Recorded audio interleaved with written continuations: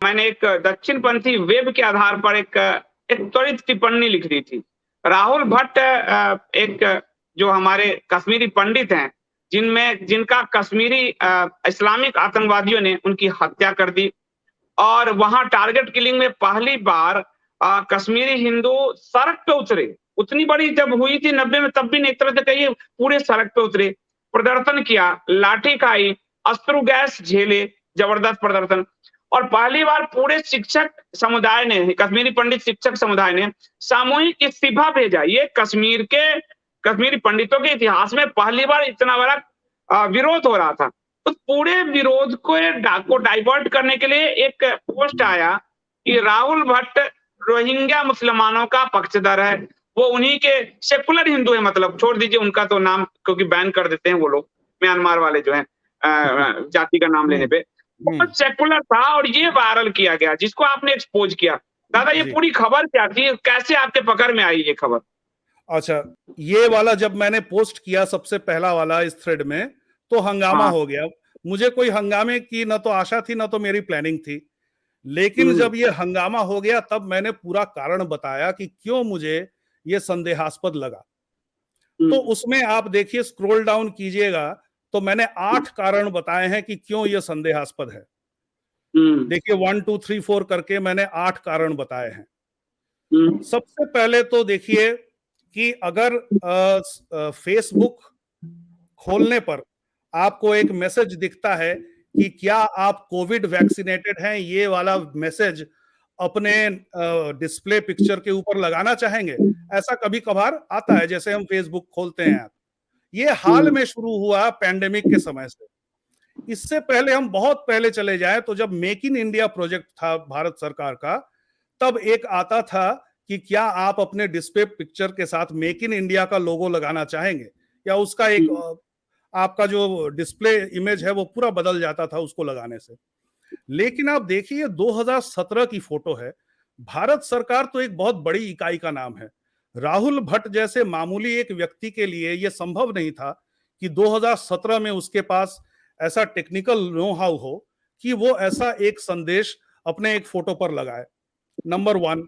Number 2, अगर हाल ही में Facebook ने उसको कहा है, जो कि नहीं कहा क्योंकि फेसबुक के पास ऐसा कोई टेम्पलेट है नहीं, लेकिन अगर फेसबुक कहता भी 2022 में, तो उसके लेटेस्ट डिस्प्ले इमेज पर वो करने को कहता। वो 2017 की कोई फोटो नहीं उठाता उस मैसेज को डालने के लिए। ठीक है, दूसरी बात हो गई। तीसरी बात आप देखिए, इस व्यक्ति के प्रोफाइल यूआरएल पे जाकर आप पूरी इसकी हिस्ट्री छान लीजिए। ये व्यक्ति कभी भी मुसलमानों का पक्षधर नहीं रहा है। केवल एक दिन के लिए मान लिया कि मेरा सारा लॉजिक धरा का धरा रह जाता है और सच में लोगों ने देखा है, ये स्टॉप किलिंग रोहिंग्या मुस्लिम्स लिखा हुआ मैसेज के साथ राहुल भट्ट की फोटो लोगों ने देखी होगी, मान लेते हैं, तो इसका अर्थ यह होता है कि एक दिन के लिए किसी ने उसके अकाउंट को हैक किया था। क्योंकि कोई व्यक्ति केवल एक दिन के लिए मुसलमानों के प्रति सहानुभूतिशील कैसे हो सकता है? या तो वो हमेशा से था। आप उसके फेसबुक टाइमलाइन पे जाके स्क्रॉल डाउन करते हुए देखिए कि ऐसा उसका कोई रिकॉर्ड ही नहीं है। वो तो कश्मीरी पंडितों की बात करता था, वो कांग्रेस वालों की का मजाक उड़ाता था, मनमोहन सिंह और सोनिया गांधी का कार्टून दिखाकर। तो ऐसा व्यक्ति जैसे ही मर जाता है, थोड़े समय के लिए ये वाली फोटो जो है वो वायरल हो जाती है, और फिर अभी जब लोग ढूंढने जाते हैं तो वो गायब है, वो फोटो है ही नहीं। तो या तो किसी ने उसको हैक किया, उसके अकाउंट को उसको डालने के लिए, या फिर जिसको कि लेगेसी अकाउंट हैंडलिंग कहते हैं फेसबुक में, आप जीवितावस्था में अगर फेसबुक को बता दें कि मेरे मरने के बाद मेरा फला रिश्तेदार इस अकाउंट को चलाएगा, तो फिर कोई रिश्तेदार भी ये कर सकता है। लेकिन ऐसा कोई मोटिवेशन दिखता नहीं है किसी रिश्तेदार का करने का ये। और आप देखिए कि 1 मई, ये जब मैंने लास्ट चेक किया था तो 1 मई के बाद से और कोई पोस्ट इस प्रोफाइल से डला नहीं था। अर्थात कि अगर कोई लेगेसी हैंडलिंग करता तो फिर वो बाद में भी कुछ पोस्ट डालता ना। हाँ हाँ। फर्स्ट मई के बाद से कोई पोस्ट है ही नहीं उस टाइमलाइन पर। तो साफ तौर पे ये फाउल प्ले है और साइबर क्राइम विभाग को इसका संज्ञान लेना चाहिए और केस करना चाहिए। यदि आवश्यक हो तो मैं अदालत जाने के लिए तैयार हूं। दादा उसमें जब मैंने इसको किया तो कुछ लोगों ने कहा कि देख मतलब उसपे साफ जो प्रोफाइल साफ है, प्रोफाइल उस पे अलग डेट है और उस पे जिसपे वो म्यांमार वाले जो जाति है उसका जो लिखा गया उसमें 7 तारीख है, तो और 3 और 7 का गैप आ रहा था। तो ये लोग काफी जो है हम हंगामा कर रहे थे। तो ये क्या हो सकता है कि और बाद में फिर एक दक्षिणपंथी वेब ने आज लिख दिया, उसका फोटो डिलीट कर दिया गया क्योंकि उस दक्षिणपंथी वेब ने एक फॉल प्ले किया था, खबर चलाई थी। और कहीं ना कहीं सरकार पर जो कश्मीरी पंडितों का दबाव था, मैंने इसलिए कहा कि 90 के दशक में भी उन्होंने वो प्रदर्शन नहीं किए जो अभी किए। तो वो जो दबाव था जिससे सरकार की किरकिरी हो रही थी और पुलिस ने लाठीचार्ज किया था, खुद वहां के उपराज्यपाल को आकर बोलना पड़ा कि पुलिस ने लाठीचार्ज किया, इसकी हम जांच कराएंगे, एसआईटी कराएंगे, महिलाओं को मारा गया। उस सबसे ध्यान भटाने के लिए इस राहुल भट्ट के मरने के बाद भी उसकी इमेज को नष्ट करने का प्रयास किया। ये कौन लोग हो सकते हैं जो ऐसा कर सकते हैं दादा? देखिए, लीगली अगर बात करें तो बिना प्रमाण के किसी पर मुझे नहीं उंगली उठानी चाहिए, लेकिन इसीलिए मैंने उस पे एक प्रश्न चिन्ह डाला है अपने पहले ट्वीट पे और उसमें लिखा है इज इट ट्रू। तो मैंने पता किया क्योंकि जब सबसे पहले एक तो मैंने देखा कि ये रहा हमारे दादा, देखिए वो उसका ये टेलीग्राम चैनल है, 52,000 सब्सक्राइबर है।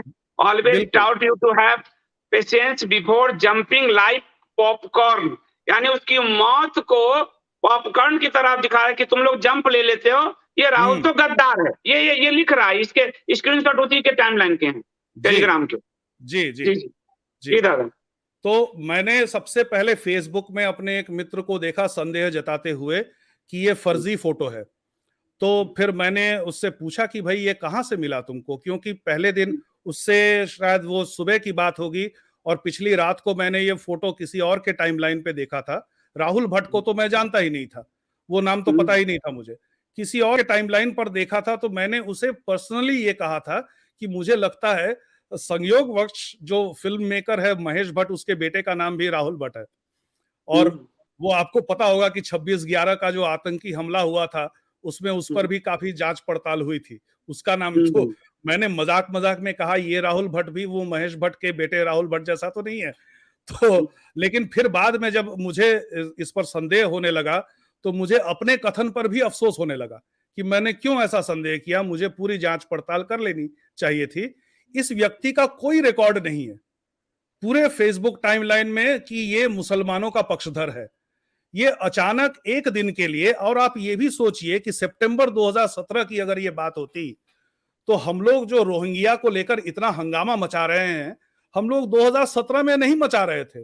2017 में रोहिंग्या बहुत बड़ा इशू नहीं था भारत का, तो उस समय कोई क्यों ये डालेगा? ये तो मतलब ही नहीं बनता है। अच्छा, उसने 2021 में, 2020 में, 2019 में भी डाला होता तो समझ में आता। ये बहुत बड़ा इशू हो गया था रोहिंग्या वाला। इतना बड़ा वो पॉलिटिकली मतलब अवेयर और पॉलिटिकली फोरसाइट वाला व्यक्ति जो कि ये देख ले कि आगे के 4-5 सालों में रोहिंग्या एक बहुत बड़ा मुद्दा हो सकता है भारत में, कि वो सितंबर 2017 को ही ये मैसेज डाल दे कि रोहिंग्या मुसलमानों को मारना बंद करो। ये संदेहास्पद नहीं है? कैसे हो गया सितंबर में?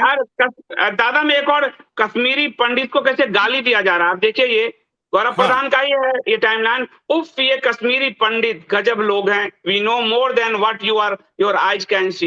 कश्मीरी पंडित को कैसे गाली दिया जा रहा है। और इसी तरह से जब मैंने उस व्यक्ति को प्राइवेटली पूछा तो उसने कहा कि नहीं, ये गौरव प्रधान के टेलीग्राम चैनल से हमें मिला है। तो तब हमें संदेह हुआ, तो मैंने कहा हाँ बिल्कुल संदेह की ही बात है, क्योंकि ये मुझे पूरी तरह से फाउल प्ले लग रहा है। ऐसा न तो फेसबुक ने कभी किसी को कहा मैसेज डालने के लिए, न तो राहुल भट्ट के पास ऐसा कोई रिकॉर्ड है कि वो जो आईटी के विशेषज्ञ हैं उनके साथ वो काम करता था कि उसको पता होगा कि किस तरह से अपनी फोटो के ऊपर इस तरह से मैसेज डाला जाता है। ऐसा कुछ उसका है ही नहीं। उसका आप टाइमलाइन देख लीजिए, उसमें से एक ट्वीट में आप देखेंगे कि राहुल भट्ट के फेसबुक प्रोफाइल का यूआरएल भी है। कोई रिकॉर्ड नहीं है कि वो मुसलमानों के का पक्षधर है। देखिए, स्क्रॉल डाउन करते रहिए, देखिए ये 1 मई का है। देखे ना, मैंने बोला था 1 मई के बाद हाँ, कुछ नहीं आया है। हाँ हाँ, आप ये देखिए 2017 का है। यही फोटो उपयोग किया गया इन लोगों ने, लेटेस्ट इसके फोटो नीचे उठा वाला, के। अच्छा, इसके नीचे वाला मॉस उपयोग, किया गया, दिखाओ नीचे जाओ, इसके नीचे ये वाला यूज हुआ है। स्क्रॉल, हाँ, ये अब स्क्रॉल करते हुए नीचे जाइए, आपको ऐसा कोई रिकॉर्ड नहीं मिलेगा कि ये व्यक्ति प्रो मुस्लिम है। या तो ये अपने परिवार का डालता है फोटो या अपना फोटो डालता है। देखिए सैनिक के साथ फोटो डाला हुआ है, ठीक है, तो इसको अपनी ही फोटो दिखेगी। एक जगह उन्होंने पुराने जमाने में कश्मीरी पंडित कैसे होते थे उसकी एक फोटो डाली है, ब्लैक एंड, ये देखिए ब्लैक एंड व्हाइट फोटो है, पुराने जमाने में कश्मीरी पंडित कैसे होते थे। ऐसा व्यक्ति क्यों अचानक एक दिन के लिए रोहिंग्या मुसलमानों के लिए रोने लग जाएगा? सही बात है, वो बदनाम तो किया गया है। टेंडेंसी दिखती है भाई, वो सही बात है। इसको बदनाम किया गया है, ये व्यक्ति बदनाम। ऐसा और देखिए दादा लिखा क्या गया, always taught you to have patience before jumping like popcorn. यानी ये हर किसी को कह रहा है कि मैं तुम्हें भेड़ बनाकर रखूंगा, जब तक मैं ना कहूं तुम किसी भी विमर्श में शामिल ना हो। Please meet your blue eyed boy for whom 300 resigned. जिन्होंने जो कश्मीरी पंडितों ने जो रिजाइन भेजा, उन कश्मीरी पंडितों को ये गाली दे रहा है। 100 popcorn jump in pressure cooker. और जिन लोगों ने कश्मीरी हिंदुओं के मुद्दे उठाए, यानी ये व्यक्ति हिंदुओं को कितने बदनाम कर रहा है, हिंदुओं को ही साथ जोड़कर। आप देखिए तो ये पूरा किस तरह से बदनाम किया गया, जिसका आपके साथ इसका एक वीडियो भी है, मैं कहूंगा दिखाने के लिए आपके चैनल पे। ये वीडियो मैंने डाल रखा है। दादा आपको जो कुछ जो दक्षिणपंथी वेबसाइट हैं, वो उन्होंने बिना सर्च किए, हम किसी का नाम नहीं लेते, पूरी खबर छाप दी। मुझ जैसे जो मैं जर्नलिस्ट अपने आप को कह रहा हूँ इतना लंबा, मैं भी चूंकि वो वेब में आया तो मुझे लगा कि सही खबर होगी, और मैंने इसको बदनाम नहीं किया। मैंने लिखा कि हम इसी सेकुलरिज्म के कारण मारे जाते हैं। तो मैं अपने हिंदू समाज को जागृत कर रहा था कि सेकुलरिज्म से बाहर निकलिए, आप ही इसके शिकार होंगे। लेकिन ये वेबसाइट्स भी बिना चेक के लिख रहे हैं सब। देखिए संदीप जी, ये बहुत दुर्भाग्य की बात है कि एक तरफ जहां कुछ गलत प्रकार के जर्नलिस्ट जो हैं वो बहुत फेमस हैं ट्विटर पे, उसी प्रकार जो कुछ बहुत हार्ड वर्क करने वाले, बहुत कर्मठ और जो हर बात को जांच परख कर तभी बोलते हैं या लिखते हैं, ऐसे जर्नलिस्ट बहुत ज्यादा पॉपुलर नहीं है ट्विटर के माध्यम पे, या फिर इनके वेबसाइट्स भी इतने पॉपुलर नहीं है जितने कि कुछ और लोग हैं जिसको और वेबसाइट्स हैं जिनको जर्नलिस्ट नहीं चलाते, वो कहीं की भी सुनी सुनाई बातें डाल देते हैं। तो इस कारण से क्या होता है, उनको हिट्स तो बहुत मिल जाते हैं क्लिक बेट के कारण, और जितना भड़काऊ चीज आप लिखेंगे उतना ज्यादा फैलेगा, आग की तरह फैल जाएगा। तो यही आज के समाज में, आज के दिन में यही चल रहा है। और इसलिए मुझे पता ही नहीं था ये गौरव प्रधान व्यक्ति कौन है, असली भी है या फर्जी है, इस नाम का सच में कोई व्यक्ति है या कोई स्यूडोनिम यूज करता है। तो कई साल पहले क्या हुआ कि कुछ लोगों ने व्हाट्सएप ग्रुप पर मुझे बताया कि दादा आप जो बातें यहाँ पर लिखते हैं, हो सकता है इस ग्रुप का कोई लीक कर देता हो, वही बातें बाद में गौरव प्रधान के ट्वीट में नजर आती है। तो ये जो आप जिस वीडियो की बात कर रहे हैं उसमें मैंने, ये 2 भाग का वीडियो है। गौरव जी, आप जब जिस वक्त ट्विटर पे बहुत ही पॉपुलर हुआ करते थे, आप पर एक आरोप लगता था कि आप दूसरों के जो सोशल मीडिया पोस्ट्स हैं उसको चुराकर अपने नाम से चलाकर कहते थे कि ये इंटेलिजेंस इनपुट है। और ये मैं कोई सुनी सुनाई बात नहीं कर रहा हूं, एक बार मेरे साथ भी ऐसा हुआ। मैंने एक फेसबुक पे पोस्ट डाला था, बहुत पॉपुलर हुआ, और उसके बाद किसी तरह से वो आपके यहाँ पहुंच गया, आपने उसको ट्वीट कर दिया अपने नाम से। गौरव जी। हाँ, देखिए क्या होता है सुरजीत भाई, पहली चीज तो ये है कि सोशल मीडिया पे जब आप लिखते हैं, चाहे फेसबुक हो, चाहे ट्विटर हो, चाहे इंस्टाग्राम हो, वो कोई कॉपीराइट मटेरियल नहीं है। ये आदमी चोरी करता है, ये सुरजीत दास गुप्ता ने खुद बताया कि मेरे चुराते हो और इसको इंटेलिजेंस रिपोर्ट बताते हो, और ये आदमी कह रहा है आपने डाल दिया तो ये कॉपीराइट नहीं है, बिना कॉपीराइट, यानी ये चोर आदमी है, पोस्ट चुराता है और इसको इंटेलिजेंस रिपोर्ट बताता है। वही आदमी राहुल भट्ट को बदनाम करने में नाम आ रहा है। इसका स्क्रीनशॉट मैंने गृह मंत्री को भेजा है, टैग किया है कि जांच कराइए कश्मीरी पंडित को क्यों बदनाम किया जा रहा है। हाँ दादा, अब आप अपनी बात आगे करिए। जी, तो इसीलिए मैंने ट्वीट में भी कहा कि मैं चाहता हूं कि साइबर क्राइम विभाग इसका संज्ञान ले, मैं चाहता हूं कि इसका केस बने, क्योंकि नहीं तो क्या होगा, हम लोग 2-3 दिन सोशल मीडिया पे शोर मचाएंगे, बात पुरानी हो जाएगी, बात आई गई हो जाएगी। तो इस तरह का अगर कोई एक षड्यंत्र के तहत लोगों को बदनाम कर रहा है और किसी एक राजनीतिक उद्देश्य से कर रहा है, तो ये तो बहुत बड़ा इशू है ना। डेफमेशन या फिर जो को लिबेल कहते हैं, जिसको कानून की भाषा में लिबेल, एक बहुत बड़ा जुर्म होता है कि किसी का रेपुटेशन आप खराब कर रहे हैं, उसको बदनाम कर रहे हैं, वो जो नहीं है वो बताकर, और बिना जांच पड़ताल किए हुए। क्योंकि आपके पास ये अधिकार है कि जांच पड़ताल से यदि आपके पास एविडेंस ऐसा आता है कि कोई व्यक्ति गलत है, तो आप बिल्कुल उसको चला सकते हैं, वो डेफेमेशन नहीं होता है। लेकिन निराधार आप नहीं चला सकते, आप किसी व्यक्ति को ऐसे ही बदनाम नहीं कर सकते। ऊपर से आप में इतनी संवेदनशीलता तो होनी चाहिए कि बेचारा मर गया है, कम से कम वो अपना डिफेंस करने भी नहीं आएगा। हाँ, सोचिए, वो अपना डिफेंस करने भी नहीं आएगा। और दादा, हाल फिलहाल इसका एक एमएमएस भी वायरल हो गया, वो मैं नहीं दिखा सकता, बहुत गंदा एमएमएस है, और वो भी किसी को भेज रहा था, उसने खुद अपने ग्रुप में पोस्ट कर दिया, खुद को डाटा साइंटिस्ट कहता है, महिलाएं हैं उस ग्रुप में, और अपनी पूरी नग्नता जो है, इसके काफी सारे। और एक और जो जानकारी मैंने अनाथालय का एक एक्सपोज किया था, अनाथालय के नाम पे इसने 25 लाख रुपए उठाए, और अनाथालय के सचिव से बात करके वो ऑडियो मैंने जनता को दिया, उसको 1-2 लाख रुपए भी नहीं दिए। तो ये, और इस पर ये चार्ज चीटेड है, आपको शायद पता हो, चार्ज चीटेड है, अदालत की चक्कर लगाता है, अपने ही महिला साथी का यौन शोषण का आरोप है इस पर। साथ ही इस पे और भी आरोप हैं, ये आदमी अभी संदिग्ध तरीके से 25-30 बार कश्मीर जा चुका है, 25-30 बार कश्मीर जा चुका है। इसके जो मैंने लिखा है, और मैं लिखने वाला हूँ गृह मंत्री को भी, और कि ये पूरा जो ट्रस्ट चलाता है, उस ट्रस्ट में जो मेरी जानकारी है, मनी लॉन्ड्रिंग हो रही है। बाहर से पैसे उसको स्टूडेंट के रूप में दिखा के कि हमें कोर्स चला रहे हैं, 5 दिन रामायण और महाभारत पढ़ाने के 2.5-3 लाख रुपए, 4 लाख कौन दे रहा है? ये पूरा मनी लॉन्ड्रिंग का कश्मीर में कहीं ना कहीं संदिग्ध गतिविधि दिख रही है। इसलिए कश्मीर के मासूम से कश्मीरी हिंदू को बदनाम किया गया, कहीं ना कहीं उन आतंकवादियों को बचाने के लिए कश्मीरी हिंदू को टारगेट किया गया। ये आपको लग रहा था? देखिए संदीप जी, इस प्रश्न के उत्तर में मैं 3-4 नाम लूंगा और एक टर्म का इस्तेमाल करूंगा, डीप एसेट। डीप एसेट एक ऐसा व्यक्ति होता है या एक ऐसी संस्था होती है जो कि सरकार का काम करती है, और इसलिए जानबूझकर सरकार उसके गलतियों को माफ कर देती है। तो यदि नरेंद्र मोदी सरकार ये चाहती है कि हम ये मान लें कि गौरव प्रधान उनके डीप एसेट हैं और इसलिए इनके तमाम गलतियों को आप जानबूझकर अनदेखा कर रहे हैं, तो उसको स्पष्ट कर दें। क्योंकि मेरे संज्ञान में और भी कुछ आया है, जैसे एक अलगाववादी थे गिलानी, जो कुछ समय पहले मर गए, जिनको कि हुर्रियत कॉन्फ्रेंस में सबसे अधिक प्रो पाकिस्तान माना जाता था। तो जर्नलिस्ट में कई जो सीनियर जर्नलिस्ट हैं उनको पता है कि वो भारत सरकार का डीप था।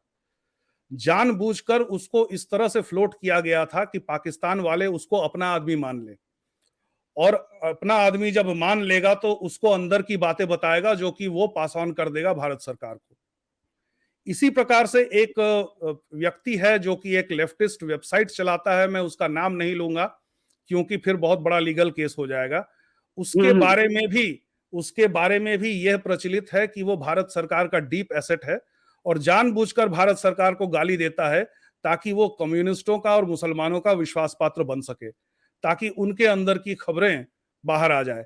लेकिन गौरव प्रधान का जो पूरा रवैया है पिछले 5-6-7 साल में, उसमें ऐसा कुछ दिखता नहीं है। वो तो प्रो हिंदू भी बात करता है ना। तो अगर उसको विश्वास पात्र ही बनना था दूसरे पक्ष का, तो वो केवल स्पष्ट तौर पे मुसलमानों के पक्ष में बात करता, मुसलमान उसको विश्वास कर लेते, अपनी अंदर की बात वो उसको बता देते, वो जो आके बता देता। ऐसा भी तो उसका व्यवहार है नहीं।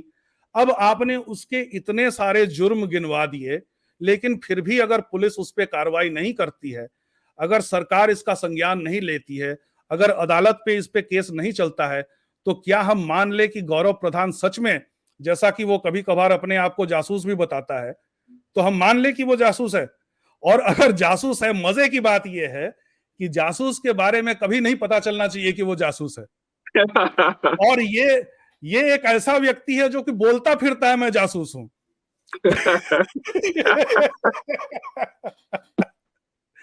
तो लेकिन देखिए वही दुर्भाग्य है, हमारी विडंबना है आज के समाज की कि ऐसा व्यक्ति जो है, इसकी इतनी बड़ी फॉलोइंग है, जो कुछ भी कह देता है, कुछ भी कर देता है, और उसका आजकल तो अच्छा, उसने एक और थ्योरी फ्लोट की कि नरेंद्र मोदी दिग्विजय सिंह के साथ मिलकर नरेंद्र मोदी जी ने एक साजिश रची, उसकी पूरी थ्योरी है। और दिग्विजय सिंह जानबूझ के हिंदू आतंकवाद करते थे ताकि हिंदू गुस्से में आके नरेंद्र मोदी को प्राइम मिनिस्टर बनाने के लिए वोट करे, और इसीलिए जो है पूरा दिग्विजय सिंह और नरेंद्र मोदी मिलकर काम कर रहे थे। ये पूरी थ्योरी वो उसने कर दिया। मैंने कहा तुम तो नरेंद्र मोदी जी को हिंदुओं की नजर में गिराओगे भाई, कि हिंदू आतंकवाद पूरा। और 26/11 में भी उसने कहा कि देखो आरएसएस को दिग्विजय सिंह ने बदनाम किया, वो मतलब था कि हिंदुओं को गुस्सा दिलाना। इसका मतलब यह है कि आतंकवाद में तुम कह रहे हो कि आरएसएस शामिल है हिंदुओं को गुस्सा दिलाने के लिए। ये किस तरह की बातें कर रहा था ये?